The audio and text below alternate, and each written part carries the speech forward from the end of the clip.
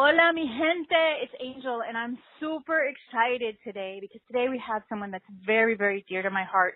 Her name is Alexis Chapman, and she has been sober and working a program of recovery since January 17th of 2009. She's an advocate for those struggling with alcoholism and addiction. In her free time, she's a recovery coach working with women who are questioning their relationship with alcohol. To keep the lights on, she's a VP of Flying Monkeys at TooBusyGals, a company she owns with her big sister. She has a bit of an obsession with shoes, Star Wars, and paranormal romance novels. She splits her time between Indiana and Arizona, and she's also a really personal friend of mine. Thank you so much for doing this, Alexis. I know that your story is intense and personal, but it's one of the most inspiring I know. So, on that note, let's just jump right in. Just tell us a little bit about who you are and what happened and how you got to be where you are today. Well, I am so honored to actually be on this interview. I absolutely adore you. For those that don't know, I coached with Angel as my coach on and off for many, many years, and there's a lot of enlightenment and healing that I have received in my work with her. So thank you. I'm just extremely honored to be here. I guess the journey of recovery for anybody, because we're all recovering from something, typically has a beginning, a middle, and an end, or at least kind of where you are now. For me, at 41 years old, my love story, my toxic love story with alcohol began as a teenager with, social experimental drinking that a lot of teenagers do. Grew up in a very small town in western Pennsylvania outside of Pittsburgh. Middle-class family. Mom was a teacher. My father worked at a restaurant that my grandmother owned. We had an unconventional family life, but it was healthy. It wasn't abusive. It wasn't, we didn't lack anything. While we were very loud, and because you can't have more than one Chapman in a room without having it just explode, there was a lot of support, and there was never a doubt in my mind that, that I was unconditionally loved and that I had support. I think my struggles with alcohol began more so in college, which is also kind of typical.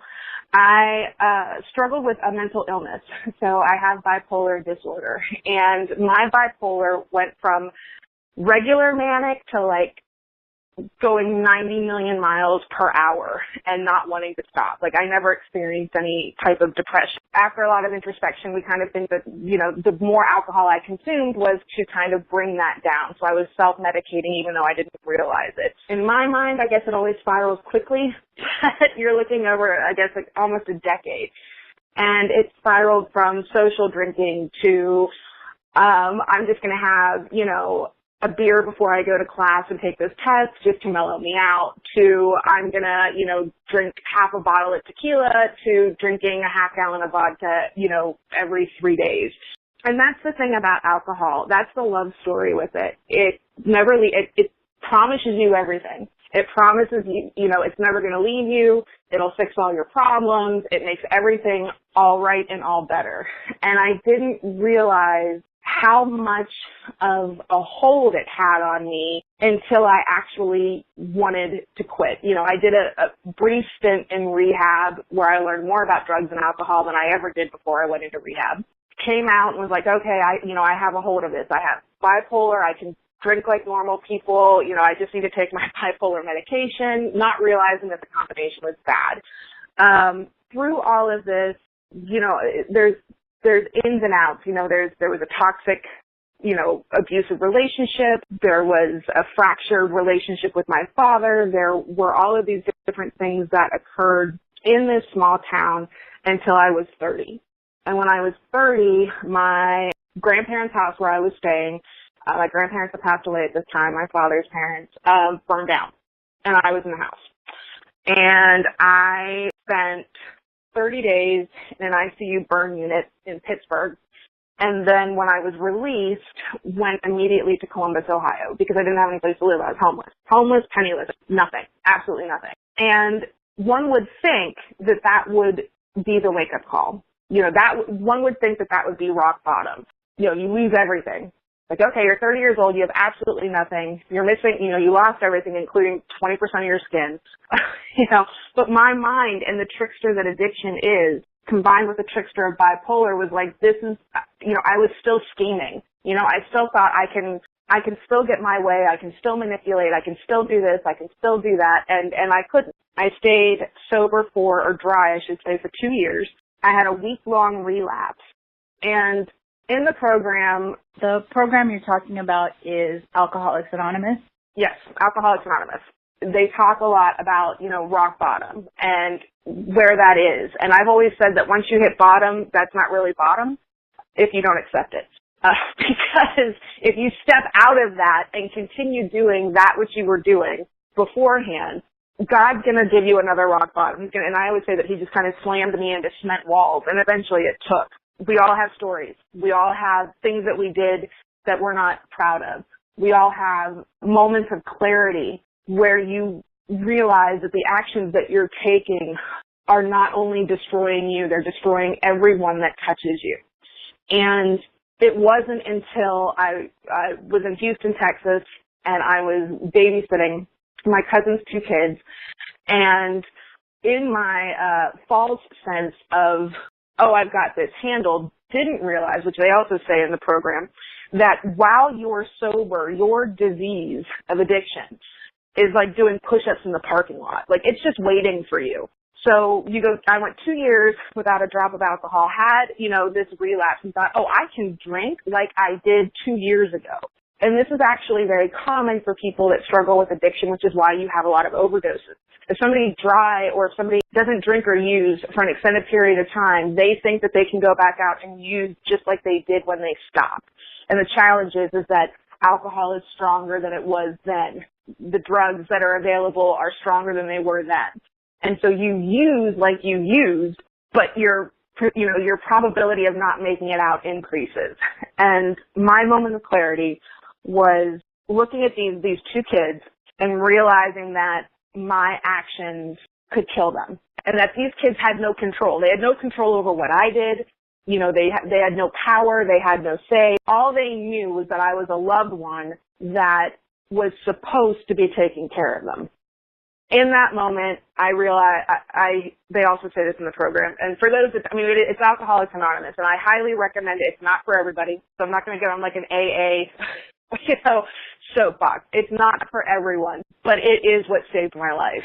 And I got on a plane, hungover. I don't suggest flying hungover. It was awful. Got back to Columbus, Ohio, hit my knees and surrendered to the God of my understanding that I no more. I can't do it. And went to my sister and her husband at the time and was like, I need help. And I went to a meeting the next day. It was a speaker meeting, met my sponsor at the time that day, who's still a dear friend of mine. And that was almost, 9 years ago.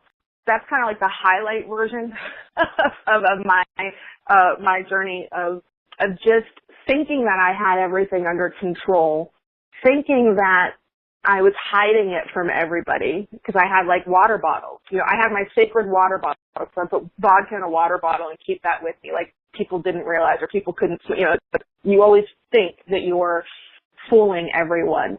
And in reality, the only person that you're fooling is yourself because everybody around you knows. And so that's kind of the little nugget from that is that if you are struggling, if you think that you have your everything together, it's just a matter of time. Addiction does not stop until everything in your life is destroyed and you're dead. That is the only outcome that addiction wants. That's the outcome. You're never going to control it. You're never going to maintain it. You're never going to be able to tell it no until you get help. One of the things that I love about your story is how you talk about how your life was, you grew up in a family, and everybody has their quirky family, but you grew up in a lot of love. And so I think sometimes when we look at people who are addicted, my brother died because of his addictions. I mean, he died sober, but he died, he had HIV, and that was from needles. You can look at people and they're in the hood and they got this crazy lifestyle, and you really think like, oh, that's why. No, that's not why. Addiction looks like so many different things. It has so many faces. It's so elusive. It's like the definition of the devil. It is the devil. It's the devil. And the one thing, there was because I'm 41, so not everybody may get this reference, but back in the day, there was a movie called New Jack City, and Judd Nelson, I think it was, said that, and I'm going to phrase it poorly, the gist is that drugs don't care. They don't care what color, they don't give a shit about any of that. They don't care what color you are. They don't care what, your age is, where you grew up. They don't care. The challenge is we have a culture of acceptance.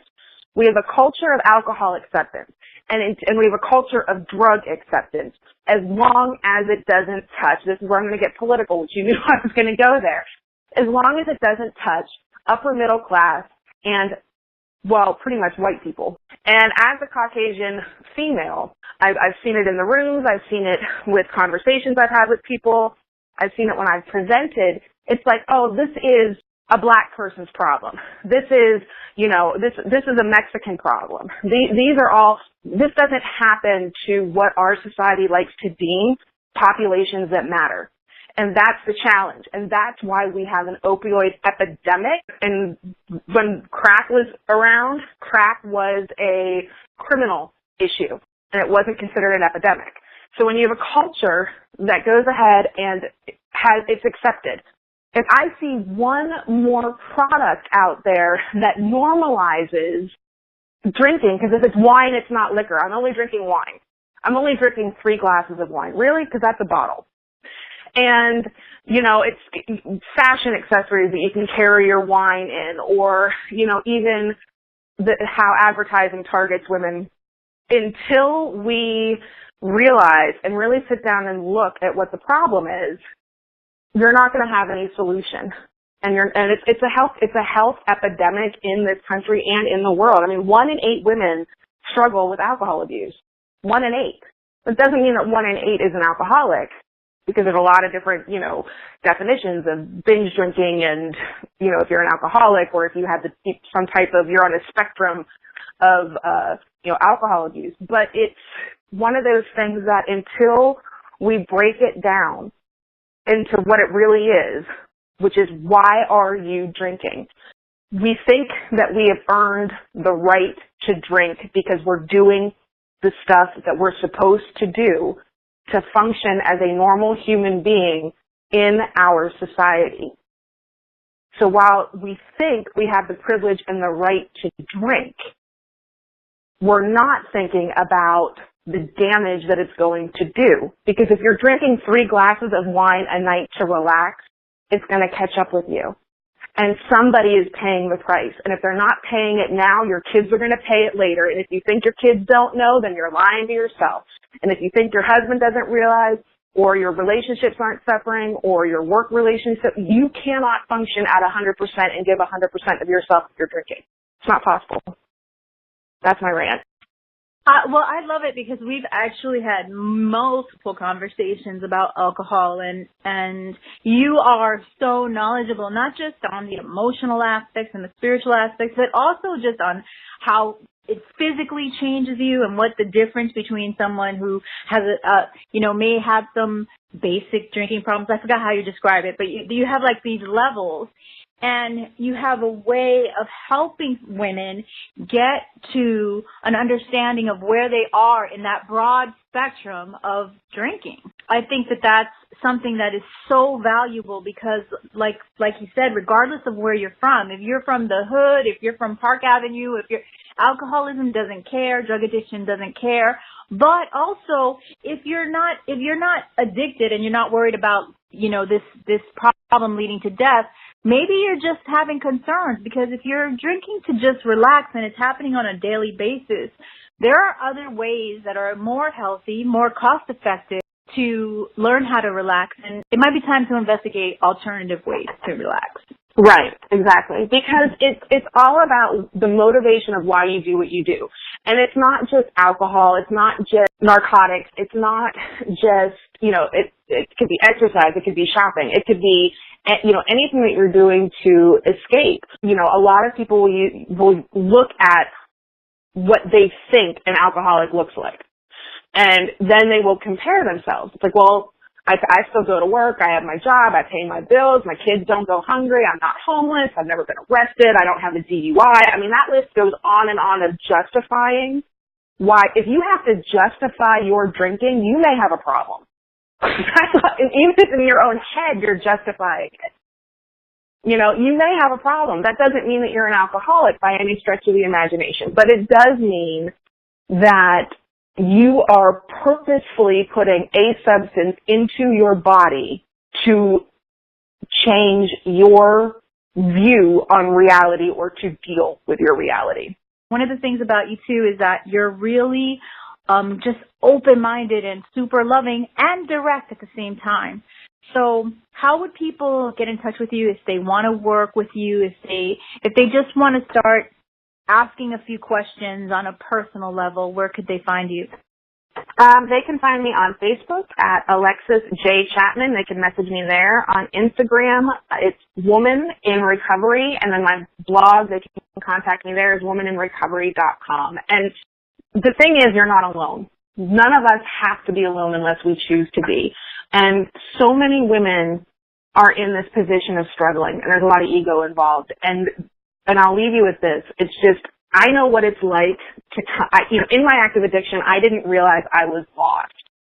And in my recovery, I found what it's like to come out on the other side and to know that darkness doesn't have to exist forever.